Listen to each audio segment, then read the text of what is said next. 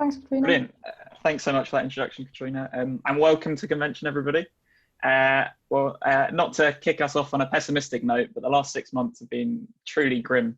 The coronavirus has only exacerbated the crises of economy and society that we know we face. And we've been stuck with years of a neoliberal consensus, which has already left us exposed. Privatisation has wrecked our healthcare, austerity has pulled away the safety net of the most vulnerable, and marketisation has undermined our education system. And all of this is the result of a decaying ideology propped up by an undemocratic political system. In December, when the Tories won a crushing majority, despite winning less than half the vote, we knew this broken system was here to stay. No longer was the national government a viable battleground in our struggle for climate and social justice. And if that wasn't bad enough, to make matters worse, the coronavirus has hit us hard, and the outcome has shown just how badly years of austerity have hit our health and social care system. And under-resourced NHS and an incompetent response to the pandemic have caused far too much unnecessary suffering and loss. And this is a natural tragedy, but the actions of this government have exacerbated it beyond belief.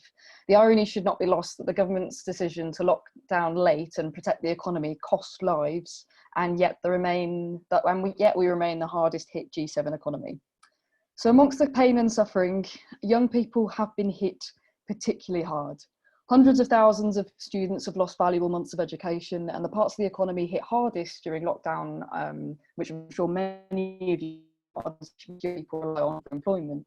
Creative, hospitality sectors of jobs, millions are now on a shoestring.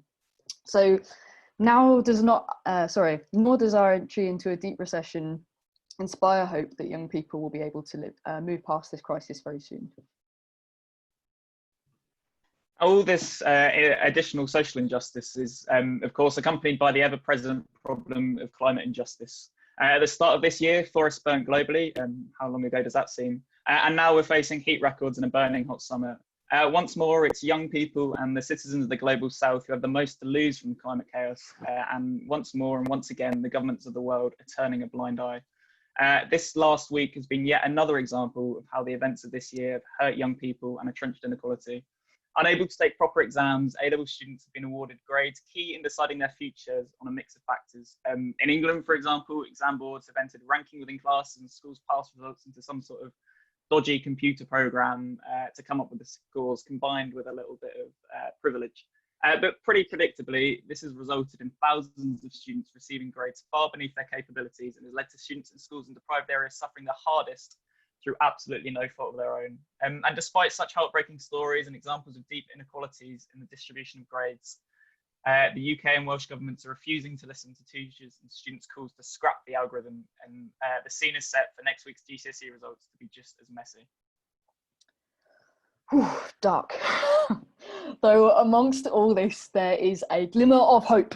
Okay, so young people might suffer at the heel of neoliberalism, but it is also young people who can save ourselves from it too. And like we saw a similarly awful situation with exams results last week in Scotland, but there, a movement of students backed by amazing people like Green MSPs like Ross Greer were able to turn the tide and force their government to make a complete U-turn. We can do the same here.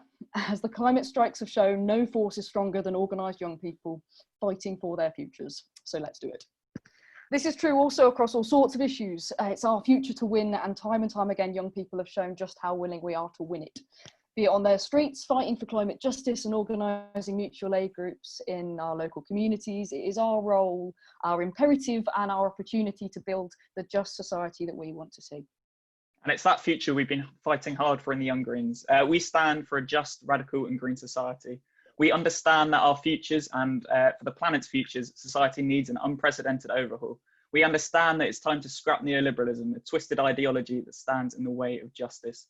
It's time to scrap a so-called democratic system that let government form with a minority of support and serves little more purpose than propping up the dodgy ideology that's got us here in the first place. We know that we need to see a world where these things don't dominate if we want fairer futures and a society to be proud of.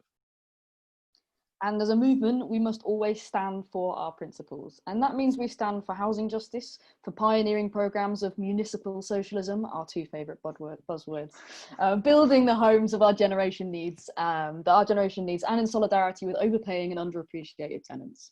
This means we must stand for migrant justice and against the structurally broken and racist Home Office that needs abolishing.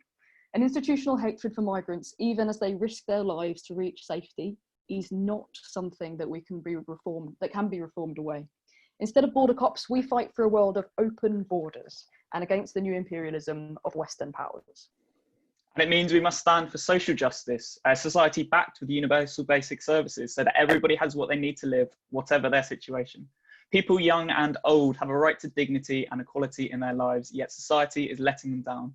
It's the role of governments to step in and protect the most vulnerable while pushing for equality, and yet this government is more interested in private profit than welfare. We stand too for climate justice and a just transition from carbon capitalism to clean eco-socialism that doesn't cost livelihoods. We know in the Young Greens the power of a Green New Deal in protecting not just the planet, but its people too, and it's a Green New Deal we fight for. And we stand for global justice and for the global South not being forced to suffer for the mistakes of the global North. Colonialism is at the root of the global inequalities and suffering, but the world continues to repeat the mistakes of the past in the way it deals with climate change. Greens stand for local community, but we're internationalists too. And this means standing for everyone on the world and in the world, no matter their birthplace.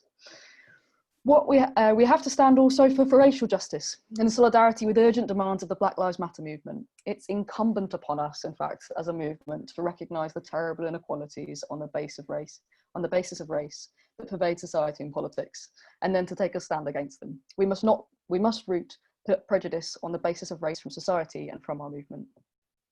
We're getting there on the justices there, I promise you, but we must also stand for class justice and for dismantling the hierarchies that block equal society. The last week has shown just how salient issues of class justice remain and just how much work our society has to do to collapse barriers erected on the basis of class. We stand for gender justice, for making misogyny a hate crime and for eliminating discrimination. We can't say we're progressive if we fail to be feminist. And finally, we stand with our LGBTQ siblings for equal rights and against the ugly yet pervasive ideology of transphobia. We know that our trans and non-binary siblings face down reactionaries and we must stand with them in their struggle. Trans liberation requires active effort to root out prejudice both within our party and our movement and without it. We have a long way to go on this. But above all, we demand a just society where the rights of people and planet are enshrined in law and practice. This is a future we know we can win, but we also a future that we have to win. Over the last year, we've had that future in our sights. We've been campaigning for progressive green candidates and on progressive green issues. Despite the pandemic, we've trained hundreds of candidates and activists to give our movement the skills we need to win. Online, we've been spreading the word about the future we know we need through a series of talks and legends from legends of the green movement. Our movement has been making leaps and bounds forward, and year after year, we take it to the next level. That's what we plan to do here this year too, and Convention is all about setting the direction of our movement. The power of Convention is not just electing next year's leadership for our movement, but it's also in debating and setting the priorities for Young Greens. As progressives, we must demand radical democracy on the national level, and it's radical democracy that should be the watchword within our movement too. So this weekend is your chance to get involved in that democratic process. So today and tomorrow, make sure you join us on the Convention floor to debate motions on the way the Young Greens work, additions to our policies, and on our campaigning priorities over the next year. And also, as many have done this morning, join the Liberation Group meetings to elect new committees and decide how you all fight for justice too. So come to our hustings for the myriad of internal elections and make sure you vote before tomorrow, deadline afternoon, 5 p.m. And finally join us on Sunday evening for the tragically at distance social but great Girl Guides games as promised by Catriona for some celebration when we announce next year's elected officers. It will be a delight even if we're in these small Zoom screens and Zoom rectangles. So thanks so much and have a great weekend everyone. Thank you. Fab, thank you so much, Rosie and Tom, for that both grim and hopeful